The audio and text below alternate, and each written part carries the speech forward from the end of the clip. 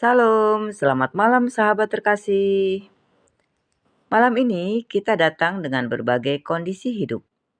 Ada yang sehat tapi lelah, ada yang kuat secara iman tapi tubuhnya rapuh. Ada juga yang mungkin sedang sakit, menunggu pemulihan, dan bertanya dalam hati, apakah Tuhan masih bekerja di dalam tubuhku? Firman Tuhan malam ini membawa kita pada satu kisah sederhana, tapi sangat dalam. Bukan tentang pengkhotbah besar, bukan tentang mujizat yang dipamerkan, tetapi tentang seseorang yang dipulihkan dan bagaimana pemulihan itu mengubah cara orang memandang Tuhan.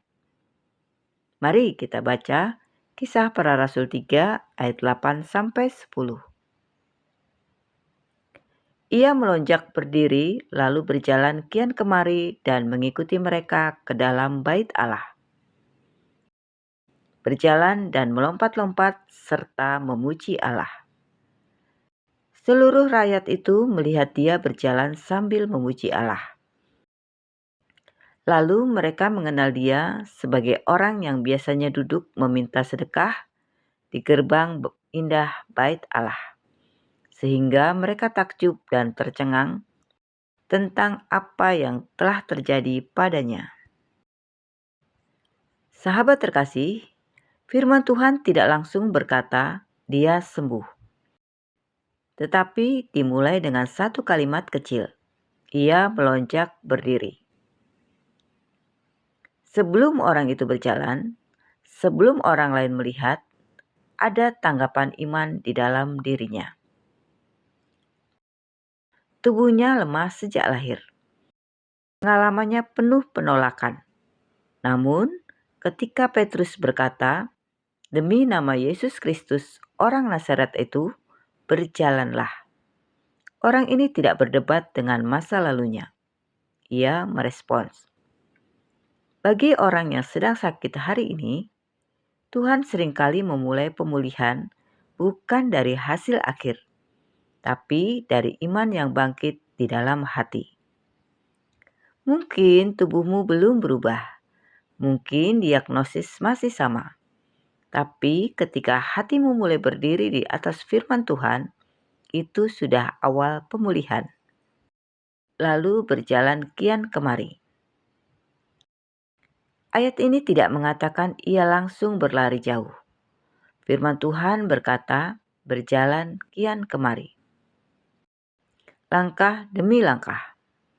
Ini penting untuk orang-orang yang sudah lama sakit, sudah sering berdoa, tapi belum melihat perubahan besar. Pemulihan Tuhan tidak selalu instan, tetapi nyata. Kadang Tuhan menguatkan hari demi hari. Kadang sakit belum hilang, tetapi kekuatan untuk menjalani hari itu. Jangan kecilkan proses kecil yang Tuhan kerjakan. Satu hari tanpa rasa takut. Satu malam bisa tidur lebih tenang. Satu pagi dengan pengharapan baru. Itu bukan kebetulan. Itu langkah-langkah pemulihan. Sahabat terkasih, setelah berjalan, ia masuk ke bait Allah. Selama bertahun-tahun, ia duduk di pintu gerbang. Dekat tapi tidak masuk. Melihat orang beribadah tapi tidak terlibat. Pemulihan membawanya kembali kepada hadirat Tuhan. Tuhan tidak hanya ingin menyembuhkan tubuh, tetapi memulihkan hubungan. Kadang sakit membuat kita jauh dari ibadah, pahit terhadap Tuhan, merasa tidak layak datang kepadanya. Namun, pemulihan sejati selalu membawa kita lebih dekat, bukan menjauh.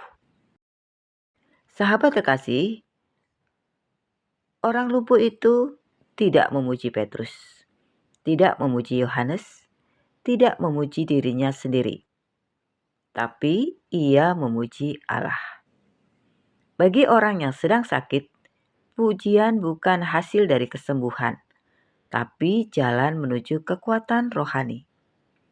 Kadang tubuh belum sembuh, tapi pujian membawa jiwa tidak runtuh. Orang yang memuji Tuhan di tengah sakit sedang berkata, "Tuhan, Engkau lebih besar dari kondisiku." Sahabat terkasih, ayat 10 berkata, mereka mengenal Dia. Artinya, ini bukan orang baru. Ini bukan cerita karangan. Ini hidup yang nyata. Pemulihan yang Tuhan kerjakan dalam hidup seseorang menjadi kesaksian paling kuat, bahkan tanpa kata-kata. Mungkin Tuhan tidak menyembuhkan kita seperti yang orang lain harapkan, tetapi cara Tuhan menopang kita, menguatkan kita, menjaga kita tetap berharap. Itu bisa menjadi kesaksian yang menguatkan banyak orang. Sahabat terkasih, jika malam ini kita sedang sakit atau sedang mendoakan orang yang sakit, mari kita ingat, Tuhan melihat lebih dari kondisi tubuh kita. Tuhan bekerja lebih dalam dari yang bisa kita rasakan. Tuhan tidak pernah menyia-nyiakan penderitaan anak-Nya. Pemulihan mungkin datang seketika, bertahap, atau dalam bentuk kekuatan menjalani hari. Namun, satu hal pasti, nama Yesus tetap berkuasa. Sahabat terkasih, mari kita berdoa bersama. Bapa yang penuh kasih, Engkau melihat setiap tubuh yang lemah malam ini. Engkau tahu rasa sakit yang tidak terlihat orang lain. Kami percaya kuasa-Mu tetap sama dan kasih-Mu tidak pernah berubah. Kuatkan iman kami, pulihkan sesuai kehendak-Mu, dan jadikan hidup kami kesaksian yang memuliakan nama-Mu. Dalam nama Tuhan Yesus Kristus, kami berdoa dan mengucap syukur.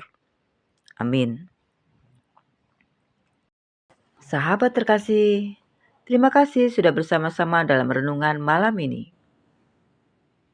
Tetaplah berpegang pada pengharapan di dalam Kristus, karena Tuhan yang memulihkan tidak pernah berhenti bekerja.